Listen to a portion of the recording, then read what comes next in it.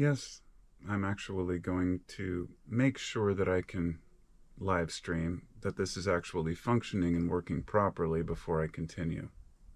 As technology is not always the best at keeping up, I see that the live chat is indeed live.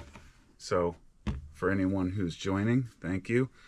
As usual, I'm going to take a quick break and grab a couple of things. When I start a live stream, I don't have a lot of subscribers, so I'm not going to talk to myself for the first moment here because I'm going to be doing a podcast, a live podcast, and I'll be responding to comments and discussions, questions when I can, for anybody who has any. But this is kind of an ad hoc or, kind of off-the-cuff discussion as usual. And I've found that that's the best way for me personally to do a podcast, is to just kind of let go of my thoughts. And I have quite a few thoughts today, especially on, what's going on in the world right now. But I have to inform the kids that I'm going to make a podcast so they're aware. And then I will be back in just a moment. So listen to the elevator music, and it'll warn you. It'll tell you if the elevator's going to hit the bottom or anything.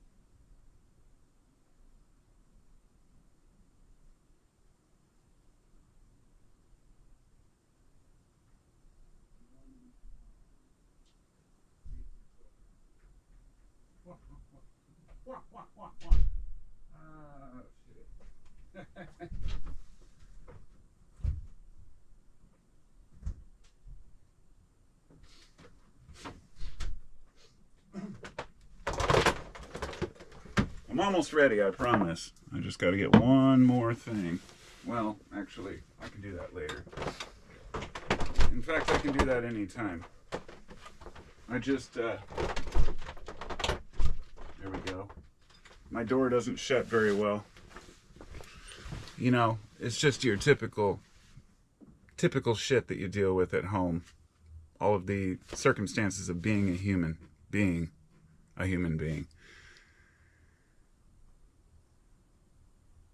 It's Sunday, January 12th, 2025. And I honestly can't believe it's 2025. The time goes by so fast. But I better start the podcast. So welcome to 15-Minute Free Thinking. This is a podcast that sometimes I do just for the recording, audio. Sometimes I make a YouTube video. This particular time I'm doing a live stream. So feel free to comment or ask any questions if you have them along the way. There has been so much on my mind lately that I've had a hard time determining what to even make videos about. And my channel has always been based on making things that I find interesting. It's not just for the interest of you. No offense. I love you all. But I make videos because I enjoy talking about various topics. And I also enjoy sharing some of my discoveries and ideas and thoughts that I've, found along the way, which, are few and far between a lot of the time. The real epiphanies that matter. I have countless years of researching everything from comparative religions to, various, scientific discoveries, spiritual, nature, trying to discover who I am, finding the self. And all of this has kind of culminated in a realization of what really matters that can't quite be summed up in words. But while I'm doing all this seeking, the world is doing what the world does best, which is falling into chaos and disarray, at least in the eyes of the beholder. And I want to make this clear. Anytime some crazy shit goes down, we think that the world's falling apart. We think that we're doomed, that this is the end times, or this has gone back for centuries, millennia. anytime something happens, it's the end of time. And people have this, societal unhealthy obsession with everything falling apart and being renewed. And I think this comes from a deep sense of dissatisfaction with the way things are going in this world. When things are going well, there's very rarely the nihilistic attitude. People don't have time for it. But in a society now where we can see what's going wrong, where we can see through the window of the internet what's going wrong even more clearly, not only do we often delude ourselves, but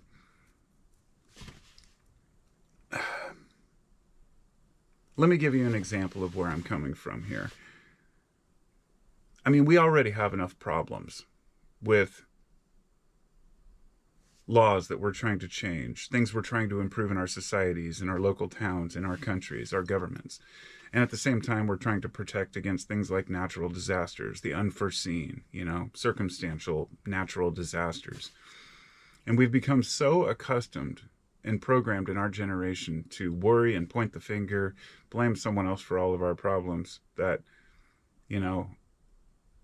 it's going to be our first go-to to blame the government for everything that's wrong. And a great example is these LA fires.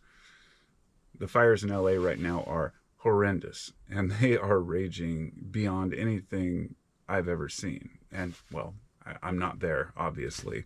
And I know how often the media will blow things out of proportion.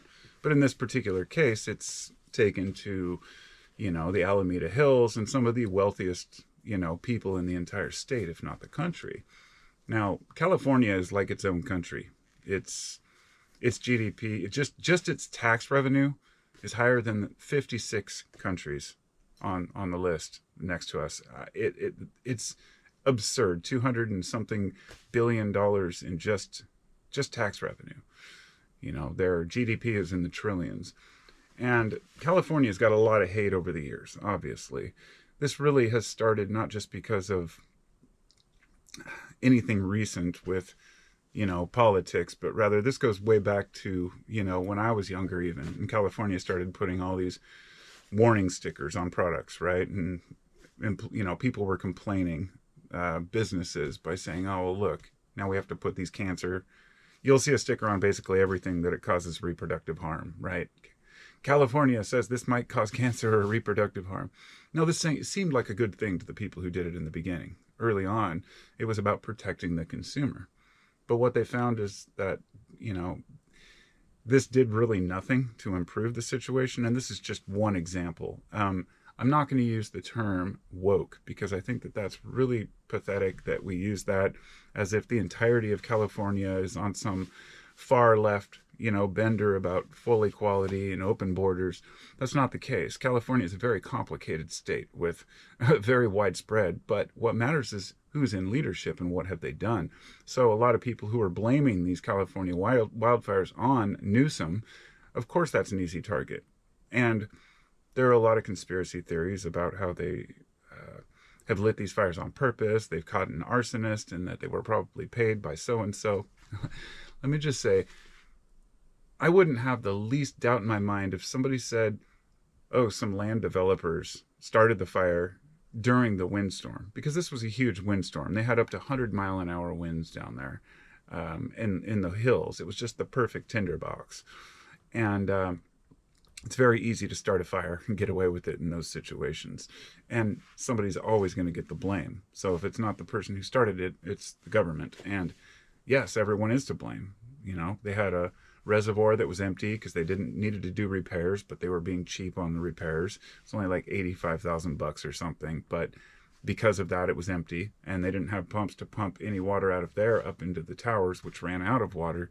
It's pretty crazy that a place like California, with all the money that they make, couldn't figure out their fire system a little better. So yeah, that is a problem.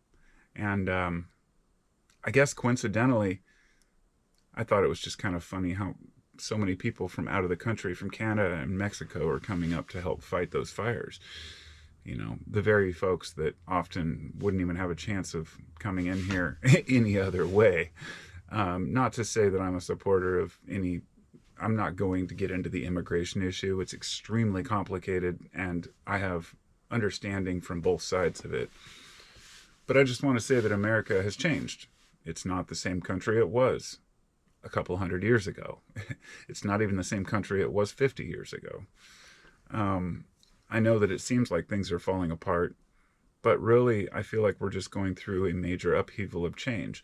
And what the internet has done is it's given us this new lease on understanding each other, this new lease on life, I guess. It's like, wow, now I can learn so much more. You know, I'm not just committed to living and dying under this one umbrella of, you know, work, retire, die, know your local people, but rather you could be a keyboard warrior and be a hero after you go work your whatever your job is all day and come home, and I guess if you make enough money, you're not going to work a job anymore. This happens to a lot of people, but you know, I've seen YouTube has always been kind of something people did on the side, like, oh, this is what I do for a living, and then, you know, I make YouTube videos talking about the things that I discover in my life. But now it's like, no, I'm a YouTuber, so literally my whole thing is just talking about being a YouTuber. It's a weird time that we're living in, where celebrities are just famous to be famous, and where people, it just doesn't seem like the world's improving as quickly as many of us would like it to. And I don't hold that as a negative view or a nihilistic view that we're all doomed. Although there have been times in my life, and even on my YouTube channel, where I've talked about how we're all doomed and we're screwed either way. I go back and forth. It depends on how I'm feeling. It depends on the information I have. But most of all, you know, my attitude about life. Because when things are going well, people want it to keep going well. This is why growing up as a kid in the 80s was so fucking awesome. You know, I watched that 7-Eleven video the other day, and you know what I'm talking about if you've seen it. It's just some guy with a camcorder, 1987, in a 7-Eleven at like 2 in the morning talking to customers as they come and go. And everybody's friendly. You know, it was just what was normal when I was growing up. People interacted with one another. They had a sense of humor. If you held a camera up, you know, people wanted to have a picture taken. Nowadays, it's just like, get the fuck out of here, you know. Like, we have become so used to each other's bullshit that people don't even look each other in the eye anymore. And I didn't want to believe this was necessarily true. You know, it's easy for people to just say, oh, you know, everybody's like this, when they're really not. But the more I observe, the truer it is. It's not just that everyone's looking down at their phones. I would say half the people are looking down at their phones, and the other half of people won't even look at you when you pass them on the street, even if you're the only 2 fucking people in the entire neighborhood. It's, I think people are scared. And I think they're scared because they read too much bullshit about how they think the world really is. You read about crime and robberies, and all of a sudden you think that everybody's out to steal your wallet, just like people think about, you know, when I was a kid, people would talk about kidnappings. There are less kidnappings. It's you know, 90% of the time anything happens regarding children, it's somebody that the kid knows, you know, that causes the problems. Not some stranger just grabbing them from the park, but that does happen. But when it does happen once, millions of other kids are told to stay home, and even parents are arrested for letting their kids roam around. Now they have to call it free-range parenting. And when I was a kid, it was just called being a kid. Go out, climb a tree, break your arm. I remember one time we used to jump off down by this train bridge. We even set up a rope and learned to rappel and rock climb on it. And then we set up a rope swing, and we would jump off this tree. My buddy slipped and he fell, hit this cliff, broke his leg. We fished him out of the water, drug him up this hill, down the train tracks to a phone booth to call 911, and then his mom, and couldn't hang out with us for a while, but eventually they got over it. And the thing is, that was being a kid. We turned out okay. But yeah, the kids today really are too sheltered. And this is important because everything that we consume is bullshit online. And it gives people a false idea of how the world really is. And if people are spending less time in their, you know, out in the world and still more time on their phone and in their heads, how do we stop this? How do we get people to see that the world's not as they think it is? Now, this doesn't mean that a portion of the world isn't exactly as it appears. The loudest are often the ones that don't feel heard in their daily life. This isn't always true, because there are plenty of boisterous, loud billionaires that want to tell you all about how smart they are on Twitter and elsewhere. It's pretty sad, you know. There's a level of arrogance that's astounding out there. But what have we lost in society that we really need to regain? Fucking humility. Humility. Such a simple concept. Just humble yourself. Don't think you're better than others. Don't think you're superior to someone because you make more money or you're better looking. I mean, I thought that by this time we would have been past that. Because I guess when I was younger, I did have kind of a, quote, I guess you would call it a woke attitude about the future. I wanted things to improve. I wanted equality and fairness. I wanted people to be able to feel good about a home. But all that was stripped out. That this is what the young people are growing up with right now. And this is causing social upheaval and a lot of angst and frustration with people. And we know where that leads. It leads to either a revolution or a complete implosion. But the U.S. is completely losing its ass in the meantime.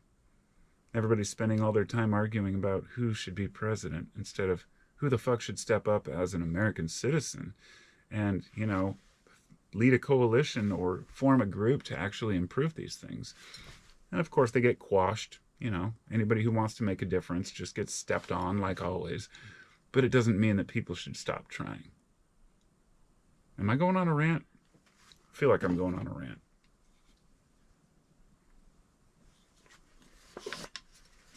Take a quick break here. Maybe I'll read the comments and that'll slow my roll. See who's here and say hello. Hello, Space Dog. Good to see you, my friend. Paul Phillips. The local state governments of California have absolutely contributed to the downfall of the state. Yep, absolutely. You are absolutely right.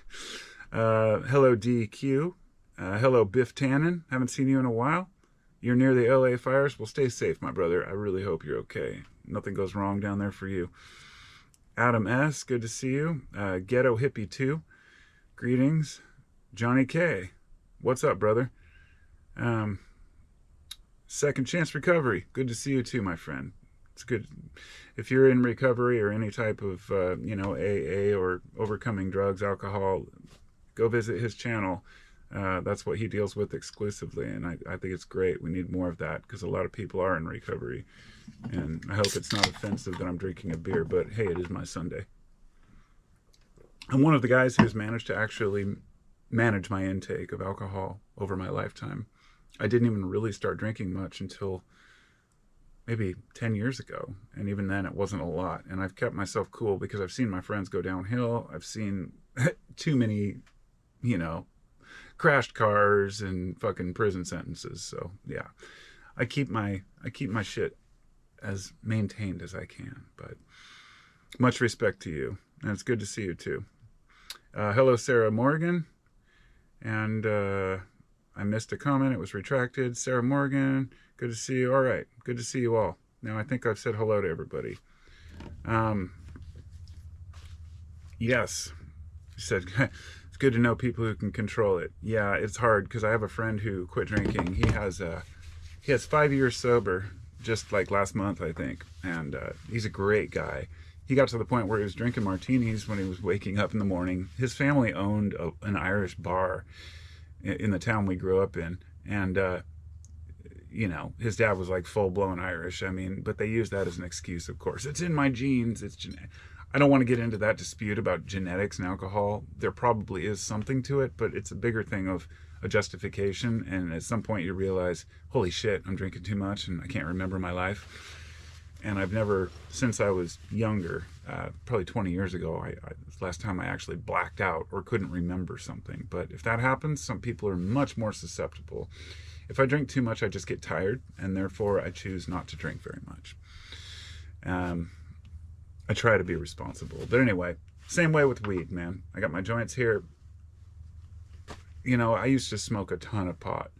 And over the years, instead of trying to quit, I just told myself, when my brain's ready, it will. And it has. It's really eased back. I don't smoke at work anymore like I used to when I was younger. I just rolled up these joints the other day, and I might even partake in one while I'm doing this live cast. But anyhow, getting back to society's totally fucked up problems. No, I don't want to go there. Honestly, just wanted to touch on the fires because, as I said, one of my buddies sent me something, which was this guy talking about, you know, why they didn't have water. And basically the conspiracy was that they want to build these futuristic housing developments, but they need to clear the land first. And look, I'm not going to say this is not a possibility. I am going to say that if it was anyone, I doubt it was the government. It was probably more likely housing developers themselves that would have probably started the fires, because here's the thing, the government's raking in billions of dollars in revenue off that land right now because it's improved. It's going to take years and a ton of tax money to fix it up. The long-term gains aren't worth it for the politicians. They want short-term gains. They want things to look good in the short term. Losing all that tax revenue in the meantime, it's just going to be a nightmare for the state. So, but the winds up to 100 miles an hour, sometimes it's just, maybe the winds were predicted and then somebody took advantage of it. That's as far as I would go. But let's just say the point of me talking about it was really to say, conspiracies aside, can't we just come together and say, man, this is fucked up. I feel sorry for these people. Even though they're rich, a lot of them. I know there's a tendency in people to say, whatever, they can just build another house, or they're wealthy, or they've got insurance, which last year a lot of policies were canceled because of these things. And wow, it's kind of interesting timing and horrible for a lot of people. Not everybody who lost their home is going to be able to just build another one. It's, a lot of people had all their funds tied up in these places, and a lot of people don't have the money that they look like they have. In other words, it's the American way to live beyond your means and pretend like you're rich. And a lot of that will be revealed as people try to rebuild. But it goes back to what I was saying about being humble. That's not just your attitude. That includes being humble in the face of being a human. What do you really need out of life? Do you need several properties and your own golf course and multiple pools? And look, for some people, you can see that they're searching for something. And I guess anybody who was extremely wealthy and has a bunch of, exorbitant wealth and multiple properties, they will justify it by saying, oh, it's an investment for my future or for my kids, or because I like to have nice things, or I deserve it. I don't care. People justify things however they want. But I do realize that a lot of the time, this is based on losses by other people. So if, you've got a multi-billionaire and his employees are, say, pissing in bottles or unable to form a union, pick your company, then maybe it's not as, good for the economy as people might think. So we have companies like Amazon creating all these jobs, but how many mom and pop businesses have shut down? And what happens if Amazon decides to just jack up all their prices? What happens? There's no competition. It's a weird world we live in, where we have the paradox of choice, but at the same time, it's the illusion of choice. We stand there looking on which brand to pick out of some bread or some candy bar, and you realize they're all made by the same goddamn company. Slight choice in flavors, but all the same profits. And without competition, that's why I can go into a convenience store on the corner, and a regular candy bar is $2 now. When I was a kid, they were like 33 cents. You'd buy 3 for $1. The most was like 40 cents. It's like, that's quite an increase, 5 times more for a candy bar. And people don't think much of it because they grow up with it and they become accustomed to it. Let me just tell you, has wage increased 5 times since then?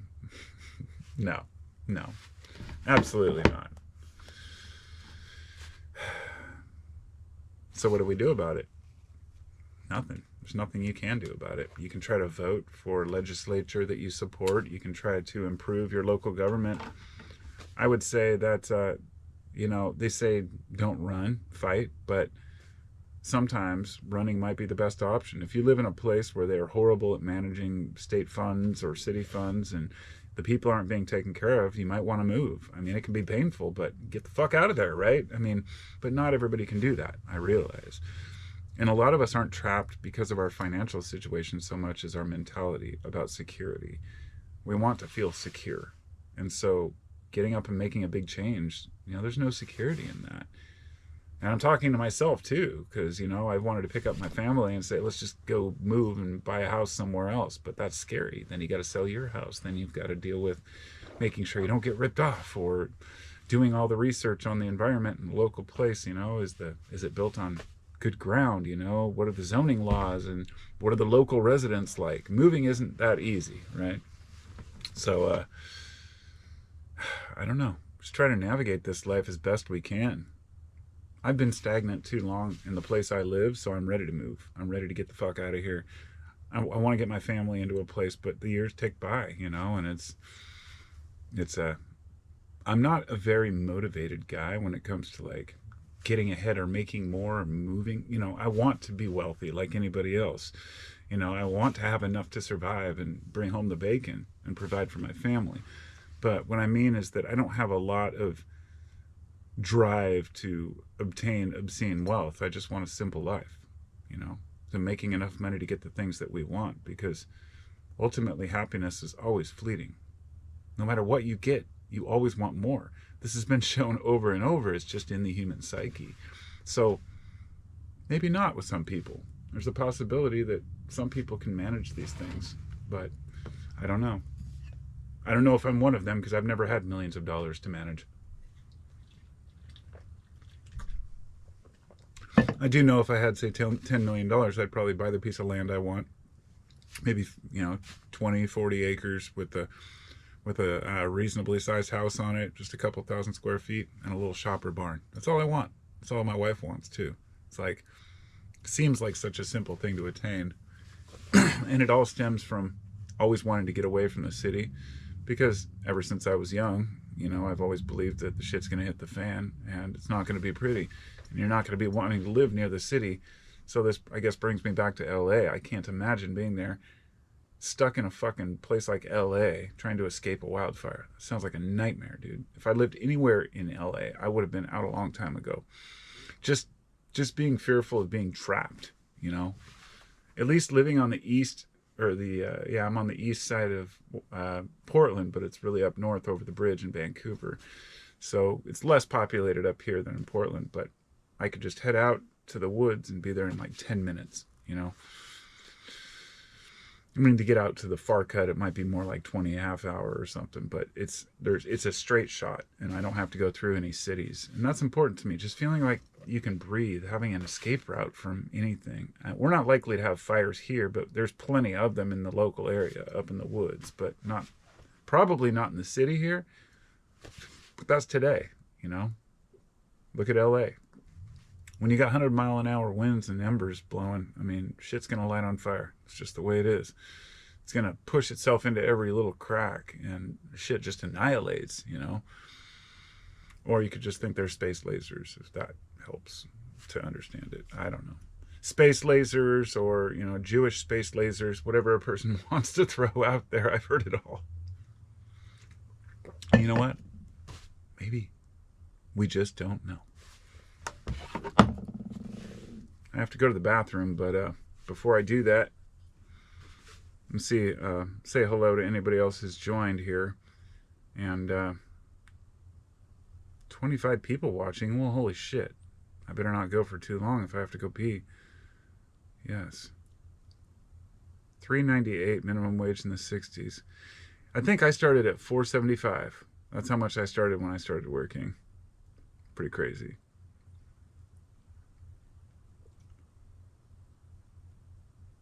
Right on.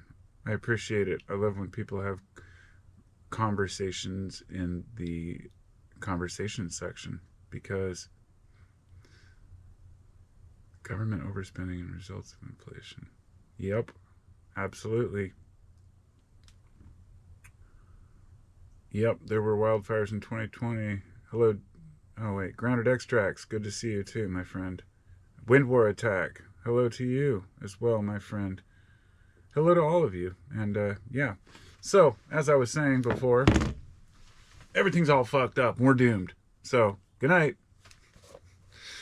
No, I really don't feel that way at all. In fact, I see the future as very positive for those who are willing to escape from I'm not going to call it the fucking Matrix. I'm so sick of this terminology people use, but it is so close to the perfect idea of the symbol that I want to use. It really is breaking away from the Matrix.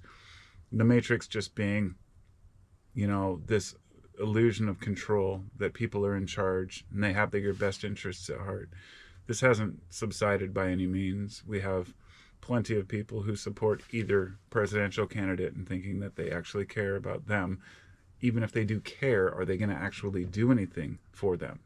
Or are they going to spend a majority of their presidency or their Congress term just lobbying for re-election in this stupid revolving door of just bafflingly dumb politicians who they get in there because they have the drive, but they just don't have the fucking brains or, spiritual nature, if you will, to understand people, to see that people have hearts and minds and that we're not all just like them, autonomous robots that just want to have power and money. People who have power and money don't understand why other people don't want it. They really believe that everyone wants this. There seems to be a mentality that they're the lucky ones and that everyone else just got, had bad luck or didn't try hard enough, not realizing that a lot of people didn't want to try hard enough, that we know that money doesn't buy happiness. Most of us who understand that are, other people don't believe it. They're like, oh, you're just jealous. You just wish you had that money. It's like, here's the thing. Would I like to be rich? Sure. But I would only do it if I could do it completely honestly. That means not bullshitting so I can get more investors. That means not lying about my product or what it can do. And how many companies do that every day that we just go along with it and say, oh, well, that's just business. Honesty is dead in business. And there are very few companies that actually still try to do the right thing. And the ones that do just get shut out by these, mega corporations who, to be quite frank, are just totally fucking up the land and the resources for their own profit and gain. And when you see trillions flowing into these companies, you think, wow, where does that money come from, huh? Yeah, it's just invisible. It's just an idea. But it exists, even on paper. And that means it's coming from you and me. Or being printed, which just takes the value away from our money. I think if more people understood the economy just a little better, it would be helpful. But at the same time, it would just confound things. We're kind of an absolutist, like either or type, society. Your opinion on tariffs or your opinion on, war, it's like, it's all or nothing with people. They just can't seem to have a nuanced view on anything, and that's where we've lost touch. The divide and conquer tactic has worked, so it keeps the eyes off of those who are really fucking this planet and this society up. And they're out there, yeah. And there could be good improvements vast improvements, The amount of money that we've sent overseas in weapons over the last 2 years could have fixed probably every road and bridge in America. But instead we sign an infrastructure bill and just hope the money gets managed and implemented properly. No. Send out the National Guard to fucking do some of these works when they've got the spare time. There are ways to improve the things that we have. Other countries are doing these things. We aren't, because we're too fucking stubborn. I love this country. I love America. I love where I live. But I don't love anything about the governments in charge. Some of the local governments, city and state, sure, they're doing okay. But the federal government is a complete mess. And it's all about who's right and who's wrong. It's never about how to actually improve the lives of the people. And everybody should be pissed off about it. But don't let it actually anger you. And that's hard to say, because you can't spend your time frustrated and angry because it clouds your judgment. You just have to be aware of it. But I remember the bumper stickers in the 80s. They said, if you're not angry, you're not paying attention. And, that always stuck with me. Because I don't know. I was ambivalent about that. I don't know. It's like a cognitive dissonance that we all carry with us. Part of us wants to fight the system and fight what's wrong. And part of us just wants to live our lives because, holy shit, I'm getting old, I don't want to spend my life fighting, but you're fighting for those around you. You're fighting for the ones you love and those who are yet to come, who you don't even know you love yet. And they will come. And often the issues that we're concerned with are only issues that affect us. And that's one of the hardest things. To get somebody to rally on your side to say even something as horrible as, say, human trafficking. Horrendous thing. But people don't really think about it on a daily basis because it's not something that they're exposed to personally. But if you've ever opened up a shipping container, say, full of, trafficked people, and you see the conditions that they were living in, that would stick with you forever. That would be something you would fight for. It's kind of like if somebody gets, my wife's friend from work, when I first met her, her daughter got a log rolled over her at the Oregon coast. It was a sneaker wave. They always warn you, watch out for sneaker waves, because they come out of the blue. They're like little rogue waves. And she was playing on a log. It rolled over on her, and she drowned and died. And so her mom she started this whole coalition it was just an awareness campaign to watch out for sneaker waves. They had patches and stickers and buttons and stuff. And I remember this is something that impacted someone. So now they're outspoken about it. And this is good. This is what humans do. It's the same way people in California who deal with these fires are going to be, lobbying and trying to help fix these problems so they don't happen in the future. But when we start looking at something as a group and saying which things affect us all, you can't stop a hurricane. I mean, you can't necessarily stop a fire either, or a tidal wave, or the earthquake that's bound to hit the Pacific Northwest anytime in the next 20, 30 years. And it probably will. And I was telling my wife, like, when it happens here, we'll just be made fun of like California by saying, oh, look how unprepared they were. Look how bad their buildings were. Well, yeah, I mean, this infrastructure was built in the late 1800s to the early 1900s. Many of the buildings are completely out of date and unretrofitted for earthquakes, but that is an extremely expensive endeavor. Tokyo is doing it. It built an entire causeway underground to haul the water out so they don't flood, which goes with their seawalls and the whole system they've built. But some countries are really putting a lot into their infrastructure to accommodate for future changes. And we're not doing that because we're too busy with short-term gains and making sure that the stock market's doing well. You see? See how fucked up it all is? And we celebrate the stock market going up. Like that's a good thing for everyone because we're told to. Short term? Maybe. But where does progress end? I'd like to know that. It's the question no progressive can ever answer.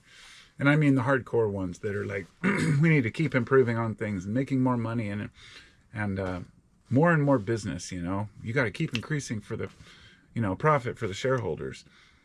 The only way to do that is to run everybody else out of town. So how about you just be happy with the fucking profits you have, enjoy your fucking life, and let other companies do what they want to do. See?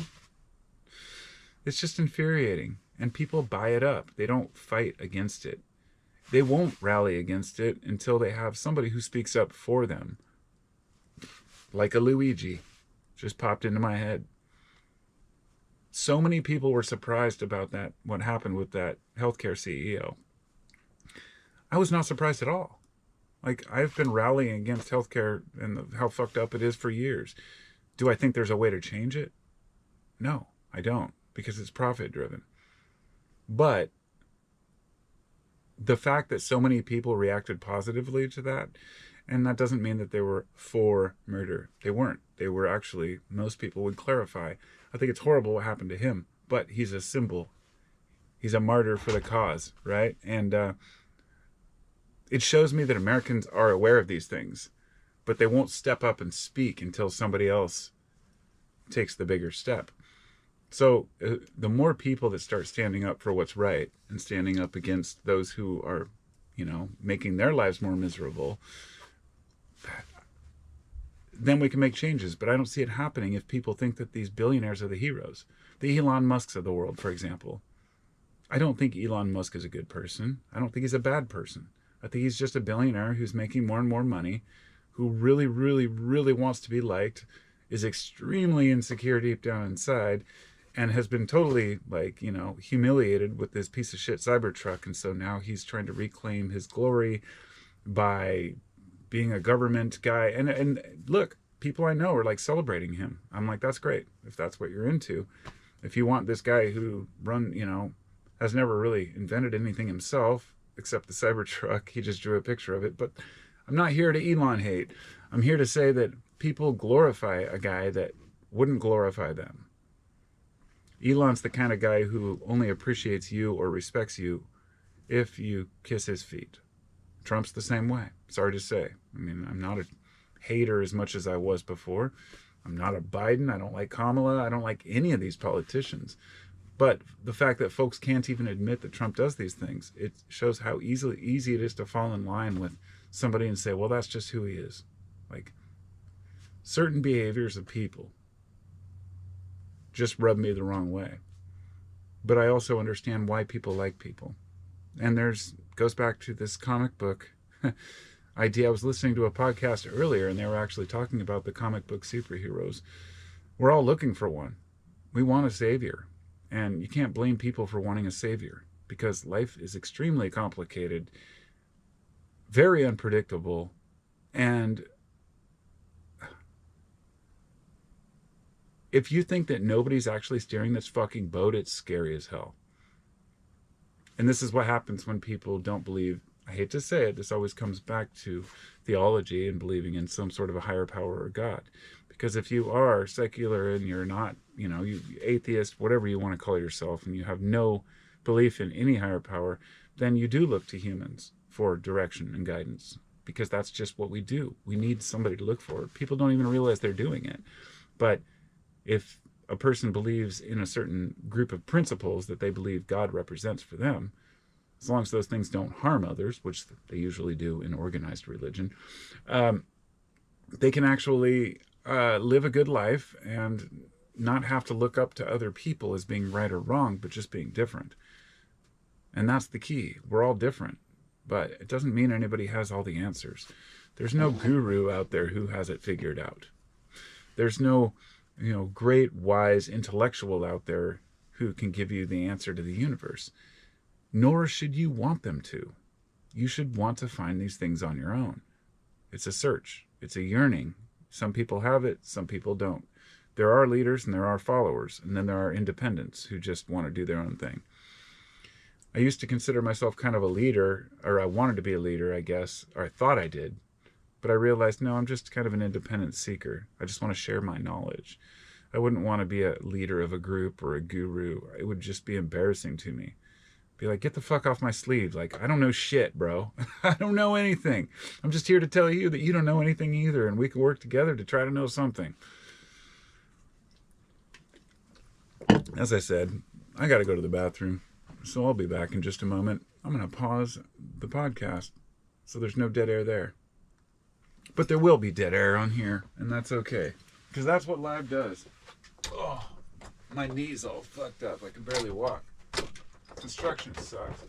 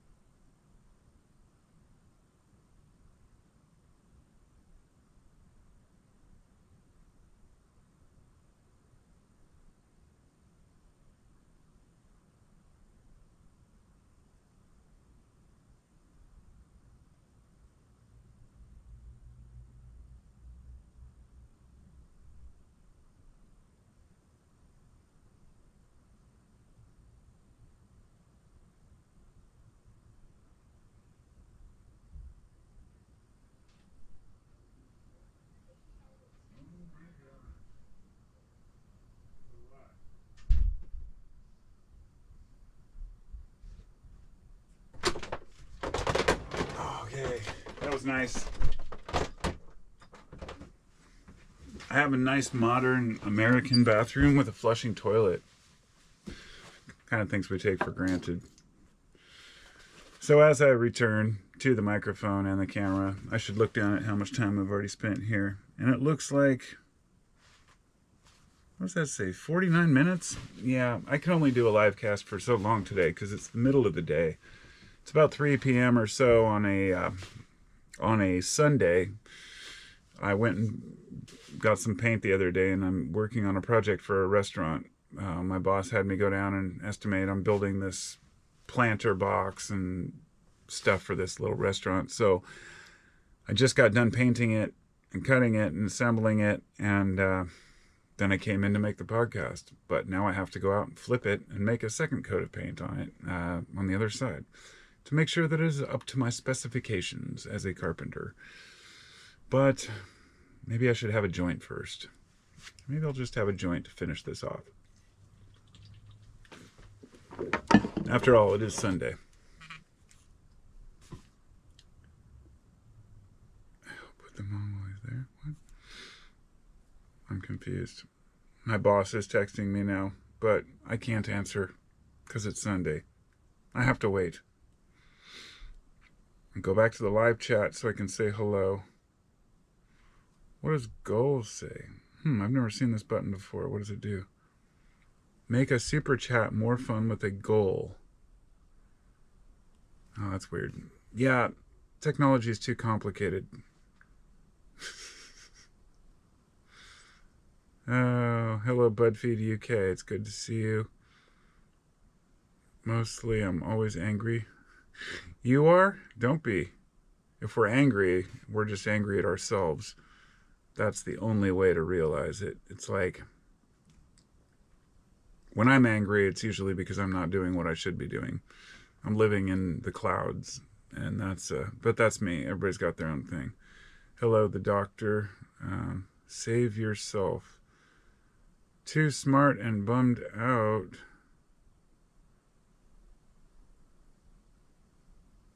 Love and out, Puxtawanny, Pennsylvania. Save yourself.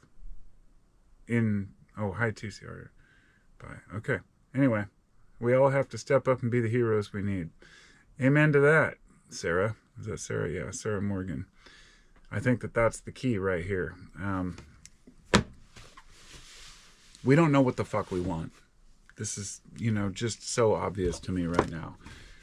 Humans, I mentioned this earlier, wanting progress. We want to be progressive, move towards a goal. But we don't know what the hell that goal is. My buddy and I would debate that because he believes in some sort of a utopia. He's very, very left progressive, and I'm not right or left. I'm just a dude who thinks about shit. I don't want to label myself. But I do tend to have liberal values, but I'm also conservative in many of my thoughts. So I realize that we need both. It's an ebb and flow. It's the tides, if you will. And like the hemispheres of the brain, there's no escaping it. There's never, ever going to be a time where everybody in a country thinks the same and they all agree on the same president and they all care about the same things. And if they do, you better look the fuck out, because that's going to be the most dangerous thing for any society. It means that you've basically taken 1984 and made it reality. It's scary. It's scary how people want to hate the other half of the country because they think differently, not realizing the nuanced differences in perspective between all these people. That I myself am a liberal, a hippie, long-haired dude who wears tie-dyes, and some conservative might see me on the street and think, what a fucking jobless loser. I'm a fucking carpenter. I work my ass off. I probably work harder than a lot of these guys who make millions of dollars sitting in an office, because I'm doing physical labor. I don't let it go to my head or think I'm better than anyone else for how hard I work physically, any more than they should fucking rub it in people's faces how much money they make because they're a CEO that makes 200 times more than their employee. I've never been a big fan of CEOs or CEO pay, but if you look at how much it's increased, the average between the average employee and CEO, you can see why people are pissed off at CEOs right now and why the response happened the way it happened. I had a couple of disagreements with subscribers because I mentioned that I basically implied that I wasn't too sympathetic about that guy getting blasted on the street by Luigi. And some people thought that that was kind of heartless. I mean, not in a harsh way. We just general kind of soft discussions, but like, I'm like, look, justice is brutal. Examples need to be made out of people. We do it all the time. I don't support killing people, but I also look at the bigger picture, the utilitarian side of what might happen.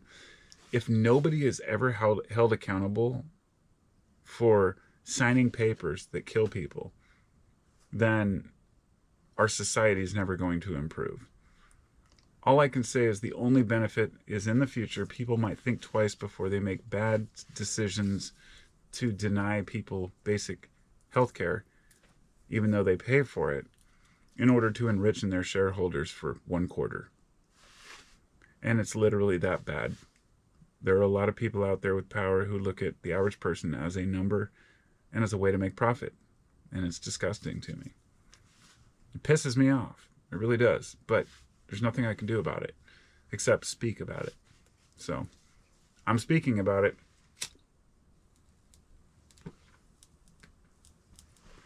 This brings me full circle back to the fires in LA. Yes, people have a right to be angry about the government response. Yes, people have a right to be angry about the fire hydrants running out of water because they only had like 3 million gallons in these reservoirs and they ran dry.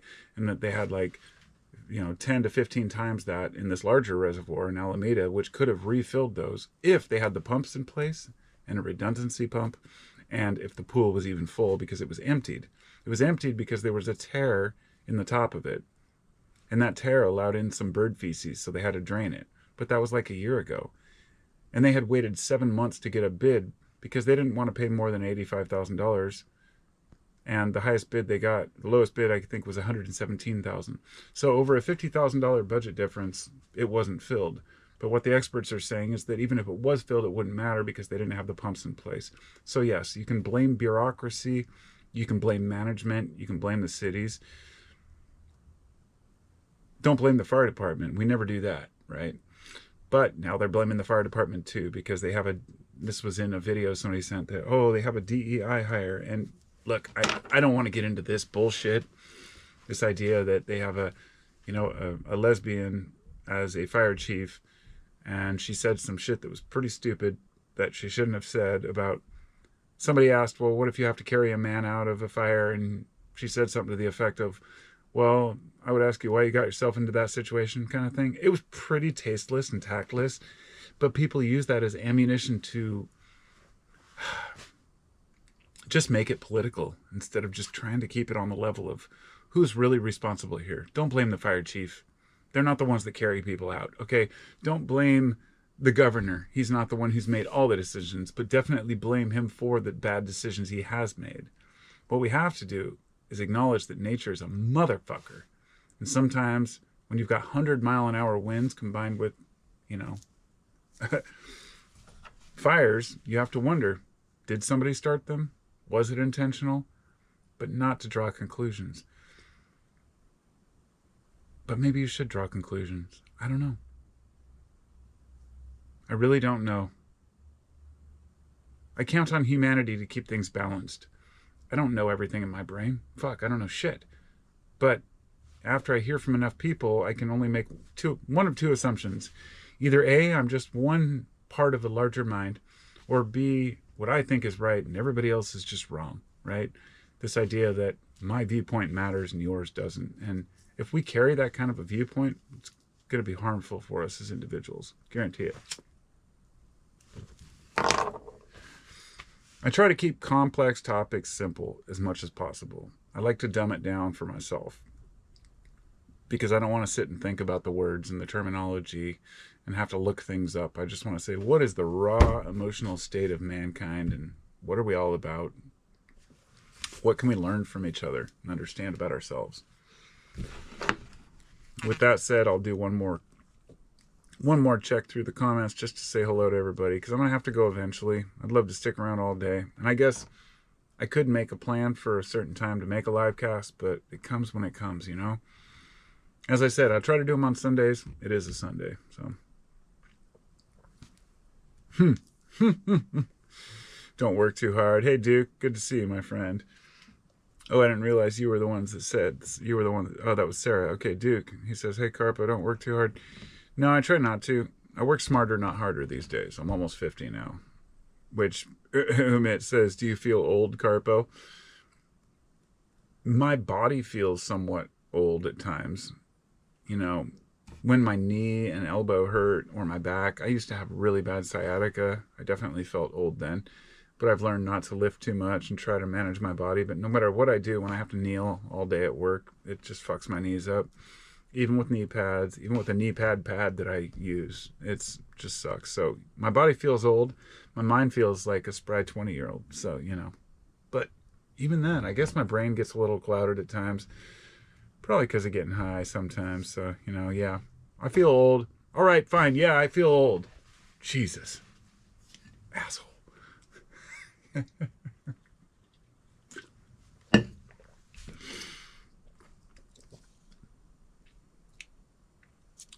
Johnny says, there's no meetings down at the docks? Wink, wink, nod, nod, brother. Wink, wink. Lost in explanation says, please. Oh, please to you too, my friend. Please, please, please. He says, what's with the strain, brother? Or what's the strain, brother? Oh, actually, it's a good question.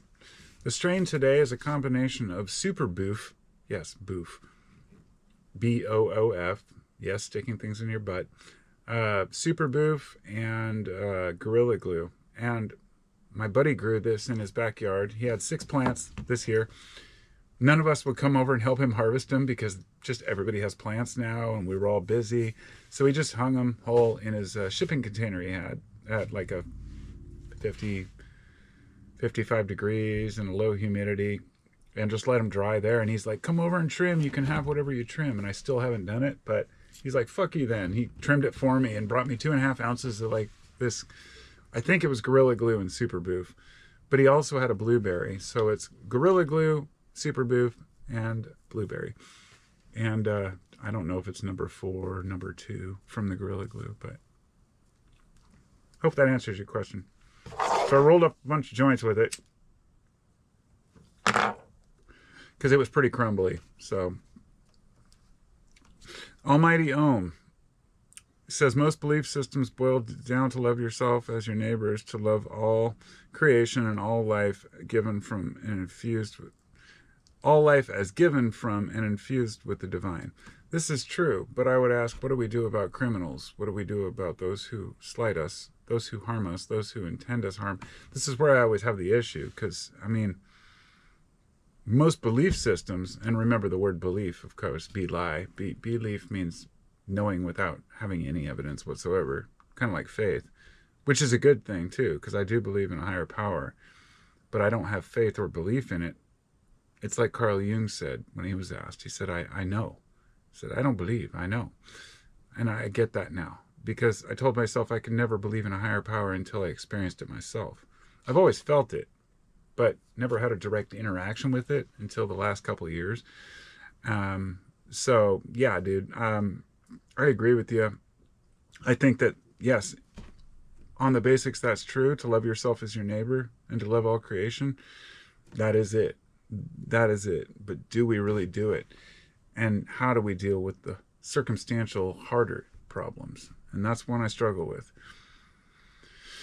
Looking fresh, man. Well, thanks. I don't feel fresh, but, you know, I can be fresh at times. My eyes aren't fresh because I can't read shit anymore. When I first started this channel, I could read without glasses, and here I am getting old. You still going? Yeah, I'm still going. Johnny says, I've had Super Boof. Yeah, I haven't had it yet, but it's pretty fucking stony, I'll tell you that. Try DMT, you will eye tractor. Trying DMT is not something that's for me. The reason being because I have literally drowned in the shit over the years. I was first introduced back in like 95, I think. Somebody brought some home and we smoked it. And all I remember is when I came to, I was up in the attic and we were looking out the window thinking the cops were out there. We were totally unprepared. Then I was reintroduced later, and then at a Burning Man event, a local regional Burning Man soak, like 10, 12 years ago, I was reintroduced again. And this time I got the dealer's number, and I started buying grams of Mimosa hostilis extract, DMT, and let's just say for like a year, it was like buying a gram at a time, going deep, and realizing DMT is too fast. It's like, it's the one psychedelic that is just too much for the average person to process anything out of it really long-term beneficial spiritually. That doesn't mean the experience shouldn't be had. It's wild. But dozens and dozens of times, I don't even know if a couple hundred times, I don't know how many times I've done it, but every time it's like, oh, okay, yeah, that's weird. What is that? Where did I go? Is it a real place? What are these gnomes and creatures and ideas? You know, it's kind of like the most spiritual experience I've had is ketamine. And this is after trying everything. I mean, it's very unique because it's very grounded and down to earth, and I love the short-lived experience of it. I've taken a 1/4 ounce of fucking golden teachers, you know, and gone really deep on mushrooms. I took a 10 strip of acid one time. I took 6 hits of very, very strong acid one time, and I didn't do it for years after that. I've gone through some very deep rabbit holes, but ketamine doesn't take me down a deep rabbit hole. It puts me in a place where I'm communicating through a different channel with the divine, if you will, which DMT is very similar, but it's more of it's a pure channel, but it's kind of a cloudy channel. It's all in which channels we can tune into that connect us closest to what we can comprehend in our daily life. Therefore, we can bring these things back with us, because if you're a psychonaut, you know you don't bring any of it back with you. Not the important things. They're there, but you can't grab them. They're just fleeting. And I know those of you who have never done psychedelics are probably like, what the fuck is he talking about? So I'll leave it at that, because it's something very personal to people who have gone deep on psychedelics. It really does bring you in touch with God. It brings you in touch with a higher power, but it's not for everyone, and it's not something you can just willy-nilly just bust out and be like, I'm just going to smoke this, or I'm going to take this. Be smart. Don't be an idiot. Have somebody with you, a sitter that knows what they're doing, because you don't want to dedicate hours of your life to something that's going to make you feel scared. Do your research. Comes down to set and setting and all those things. But with DMT, it's like McKenna said, being launched through a cannon to the moon. You're in and out of it before you can even really do anything. I mean, but some people do try to get up and move around. That's more common on things like salvia, which is why it's scary. I had a friend try to get up and walk out, and I had to hold him down. I've heard of dudes running out naked in traffic because they just kind of lose their mind. They don't realize what they're doing. So you just got to be careful with these things. Be very careful with psychedelics. And they aren't for everyone. And they're not for the faint of heart. But for the mystical seeker, I think they're an essential tool. So, back to where I was. Thanks, John Boy, for bringing up DMT. I got into a psychedelic tangent here. Faith is not blind belief. I can't read because of my fucking eyes. Fidus and pistis are sadhus in Sanskrit. What is missing is people walking the path. That's the thing. We don't know what our path is. And I was going to mention this earlier. I was thinking of all the different terminology. I have a whole list of things, anima mundi and the monad and the atman and the Brahman, and how I'm just so tired of, honestly, all the different terminology, because I'm not a Buddhist. I'm not Hindu. I'm not Christian. I'm not Muslim. So it's really hard for me to put all these different ideas together and say, okay, what does this word mean? Like every time I hear a bunch of stuff about, like, say, Buddhism, then I have to put all the words together and remember what they mean. So what I'm trying to say is what we need is a coherent English-based language for Westerners where we know what these mean. So we could say epiphany instead of, enlightenment. Not enlightenment. That would be more like a samadhi, which is kind of a quick awakening that comes and goes. But The terminology is very hard for people to understand, and we get all caught up in the details. I see where you're coming from, but it just got me thinking about that, because, yeah, this is what I think Alan Watts was doing, and why a lot of people didn't like him. He tried to oversimplify Zen and Buddhism, the exact belief system that needed to be simplified, because it wasn't a belief system. It's not a system of belief. It's throwing the question back at the student. Zen is the closest to truth that I've ever seen, because you don't know what's in the student's mind. Like, I could come across as completely ignorant to a lot of people, or very intelligent to others. But where do I stand really in the reality of what I know based on my life? Am I living my life better than I could or should? I mean, like, better than others? Or am I living up to my potential? We don't know, because we can't measure it. We can't even measure how we're doing. So I kind of go by my daily mood. If I don't sleep well, or I'm grumpy, something's wrong in my subconscious, and I know I need to deal with that. That's why I love Carl Jung. He tried to put these things into terms I think were much better. Like Alan Watts. They're both great. You will interact, says John Boy. Knowing a higher being, it sounds interesting. Would you be willing to speak about the direct experience about knowing a higher power? I wish I could. I wish I could. I don't know how. It's like being in the presence of God and having your questions answered, but not in words, not in language. It's something that a lot of people who go into trances and meditative states and various practices of like isolation or asceticism, hiding in a cave, they're all trying to achieve this specific state. Now, my belief is that your brain starts to switch modes in the dark or during starvation. That puts your brain into a state where you start to hallucinate. But not all of these things are necessarily just fabricated. It puts you in a state where your brain's in a different tune. And this is just my speculation on how it works. And a lot of others kind of are on the same belief, but there's no proof for it. But that psychedelics tune your brain to a different frequency. So you see a different reality. And you see things in a different way. It's been shown it shuts down your frontal cortex and allows the rest of your brain to communicate in ways it doesn't normally, meaning you can make connections that aren't necessarily delusional, but that you just don't usually notice.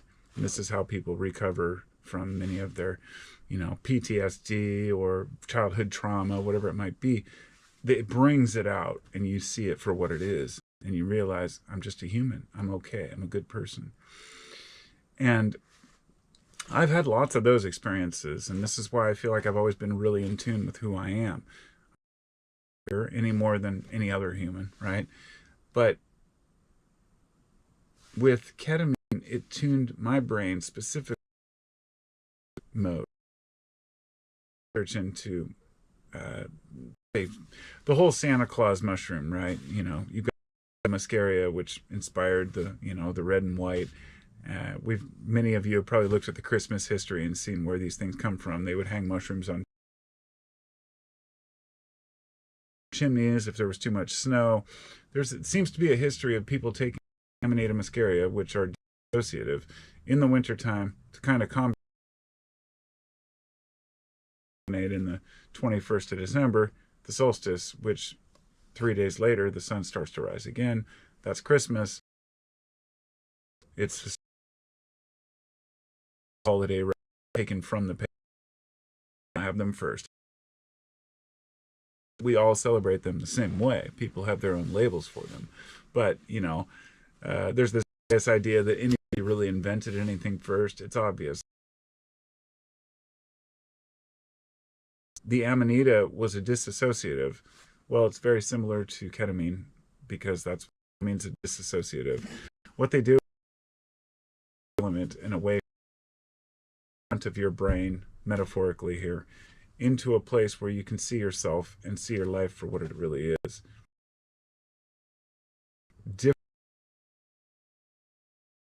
It's not the about all of a sudden you're just put in the presence of direct divinity. Like, angels, demons, heavens, hells, and you seem to experiments with different incense over like a, you know, like a 6 month period. Like I'd try copal, I'd try frankincense, myrrh combinations, and definitely different music had extremely different effects. What I found is I love Mayan flutes, uh, dragon's blood incense, blood with Mayan flute, and it's kind of a pentatonic scale. But that kind of shit, what works for you can be amazing.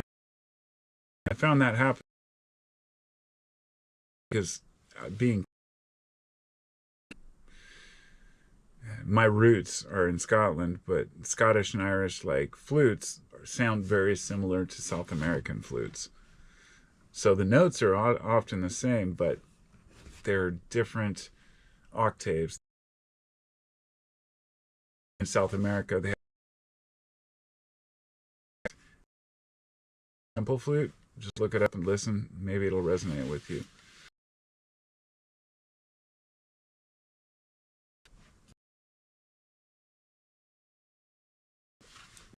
Anyway, I guess that's about all I've got for today. I should say bye to everybody because I gotta go eat. I gotta respond to these messages, and it's nice to chat. I'll do another one later tonight if I have the time to do it. We'll see. Where was I hypnotized? Chris lost in exploration. Anyway, I guess I can't respond to everybody. Well, I can if I had a question, but the Red Book, that's a good one. Yes. Learn how to grow mushrooms. Book. Paul Stamets. If you can. I found it good. All right, guys. It says it's lagging. That's good. That means it's supposed to be. It must be meant to be. I wish you all good luck. Much love.